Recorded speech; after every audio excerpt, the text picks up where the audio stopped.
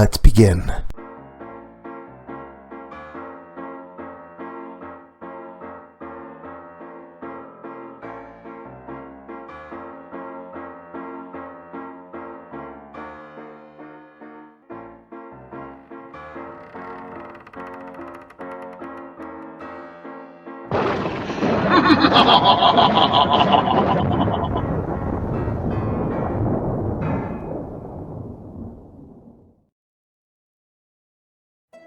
Hey there, scary story fanatics! Welcome back to Cleaving Thought from Bone with your host, Sociopathic. So glad you could make it back. Some would be so lucky. Of whom do I speak? Well, remove yourself from your perspective, extend your vision outward, and take a trip of the mind with tonight's little story, one that I like to call Inhabitants of the Astral Plane.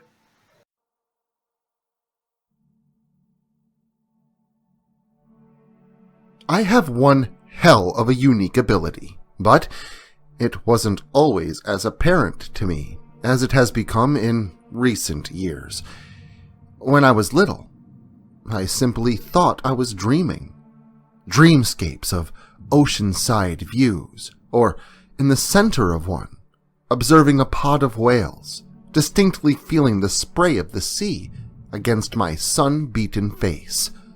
Vivid visions of flying high above the landscape, nothing to help my levitation but my own cognition and desires. From the most mundane nightly escapes to the most fantastic of dreams or intensity of nightmares. I always felt as though something was special about them, at least some of them.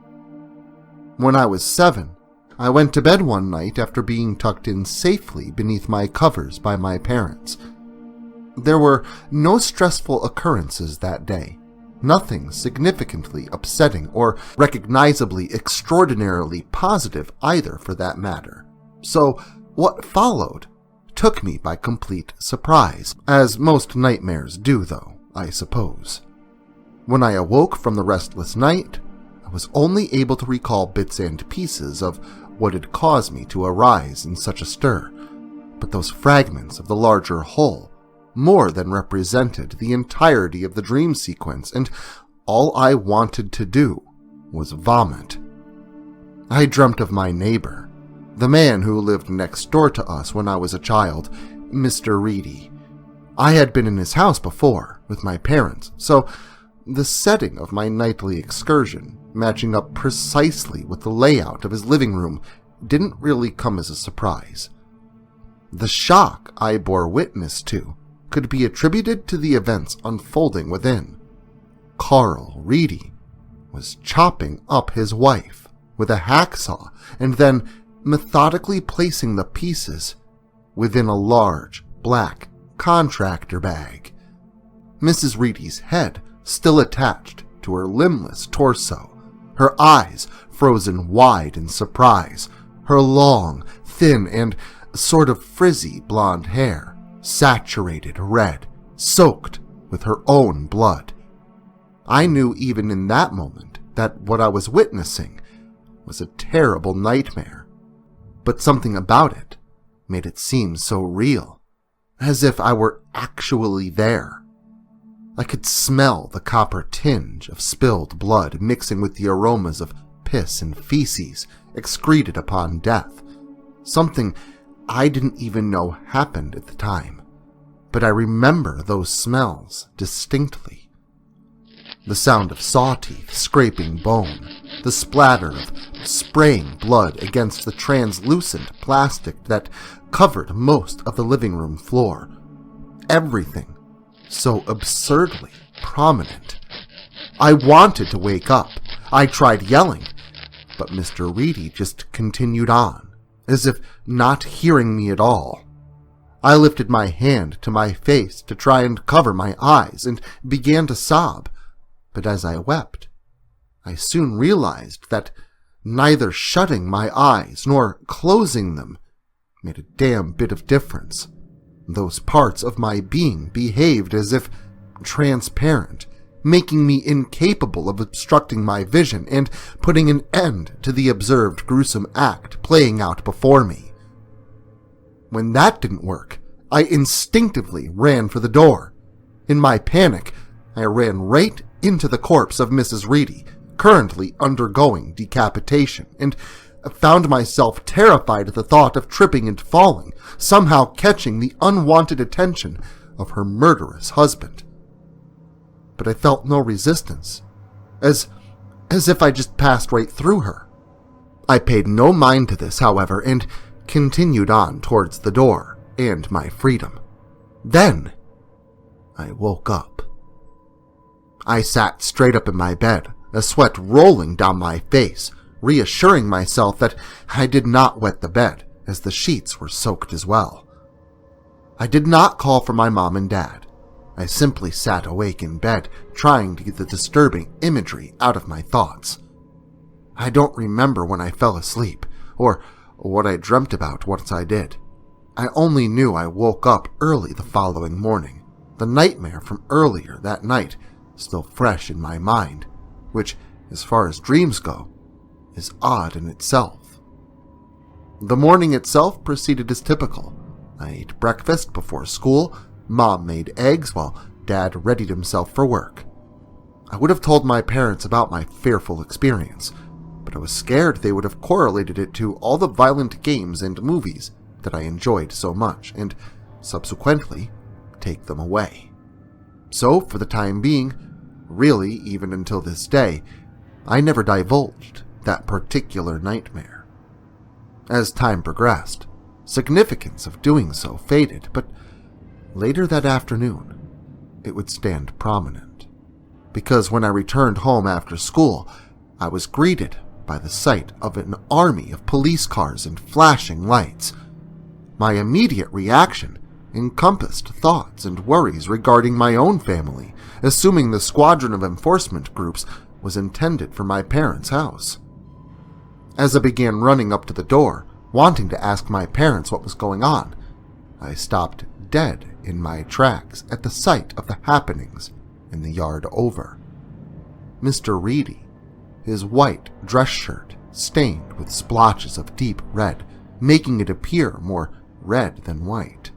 His hair looked frazzled, and he had this sort of distant stare, as if living inside some sort of walking dream. He was being led by two uniformed police officers, handcuffs locked around his wrists, towards the back of an opened police car. Mr. Reedy was being arrested. Then I saw the bag. A large black bag sitting atop a stretcher being used as a wheel cart, being pushed towards the large black vehicle with big white letters written across the side, the most significant of which read, County Morgue.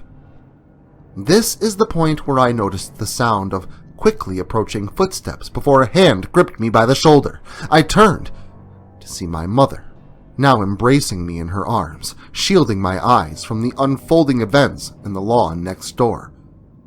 My father was close behind her, followed by two men in long black business coats who I would later learn were detectives. Per standardization, they were to ask my parents a few questions about the investigation next door.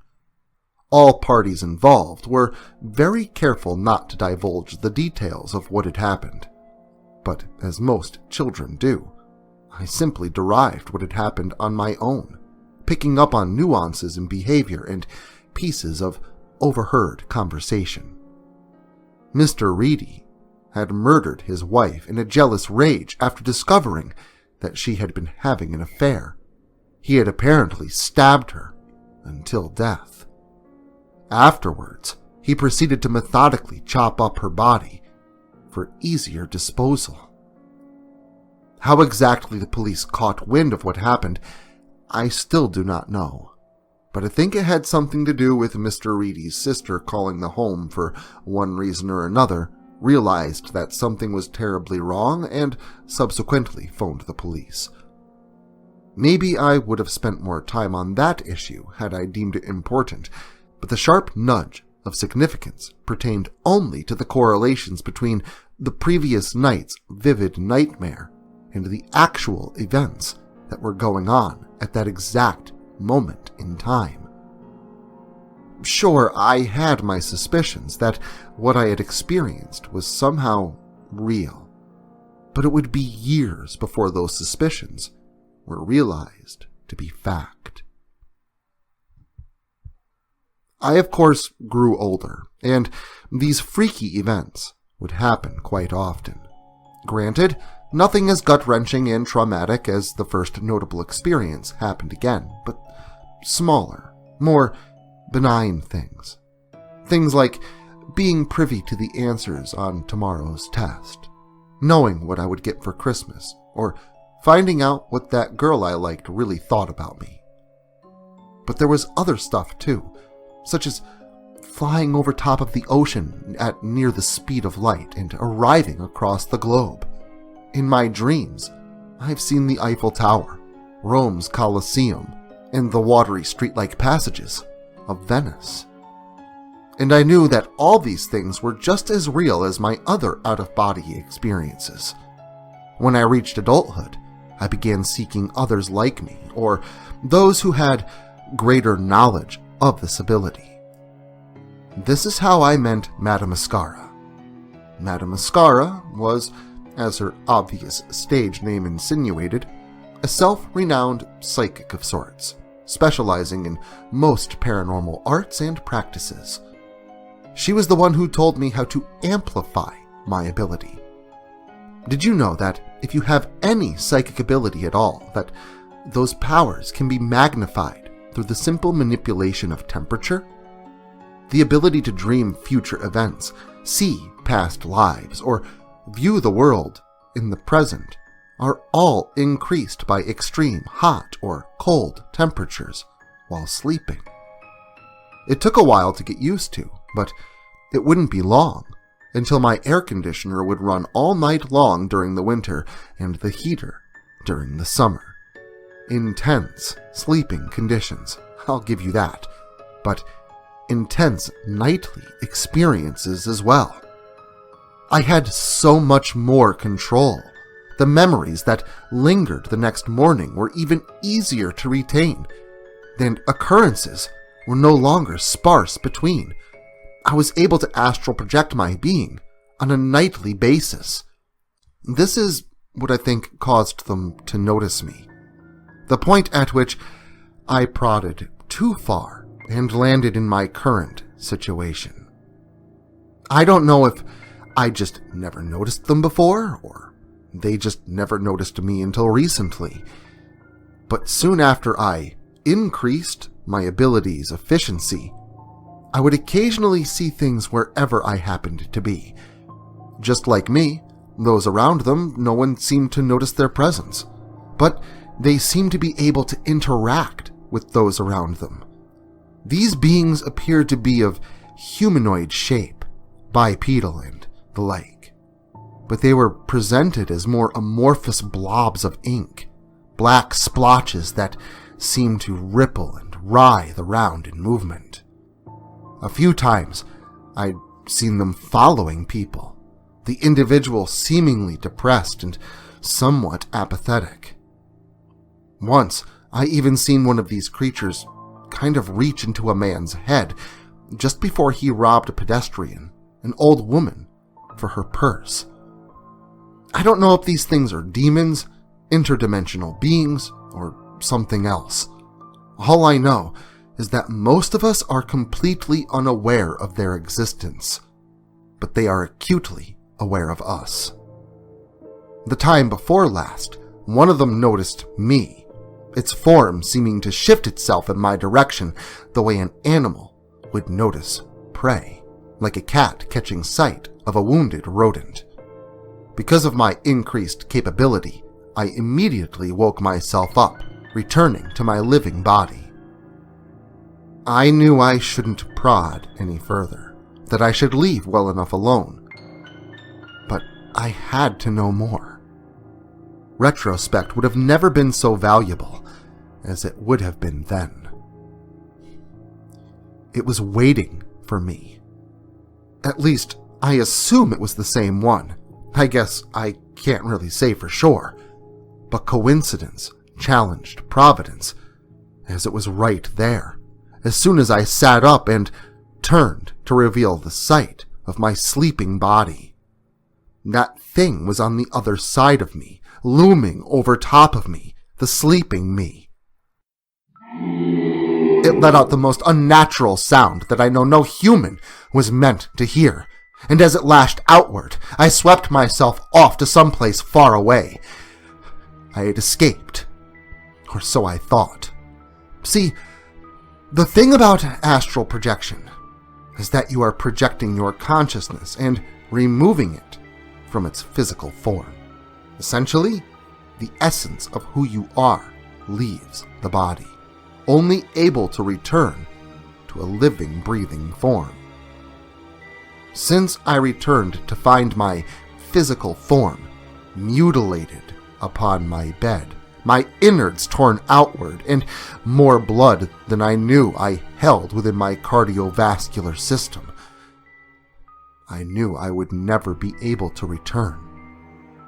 I've been stuck here in limbo, able to see the world unfold before my eyes, but unable to interact with it. People around me at all times, but longing for human contact. The only things here to keep me company are those dark beings that seem to show up and hunt me at every turn. I used to think that there would be no escape, resigning myself to an eternity in perpetual longing and fear. But I think I may have found the door. You see, recently, I've found a few others that seemingly share the same gift that I once did. I've seen them leave their bodies while they sleep, only to be swept away to some far-off province. And I see no reason, just like carjacking, why I shouldn't be able to simply steal their ride, so to speak. So be mindful, because I'm always standing right beside your bed, watching you fall into slumber. You may avoid my attempts for a while, maybe even a long while, but that's okay. I've got time. Okay then, looks like I'll be sleeping with the lights on tonight, unless this is all just a dream, and in that case, never mind. Looks like it's goodbye for now. But if you're up for returning like the dead, make sure to drop in again next Saturday, and until then, make sure to like, share, subscribe, and turn on notifications so I can catch you all again next Saturday.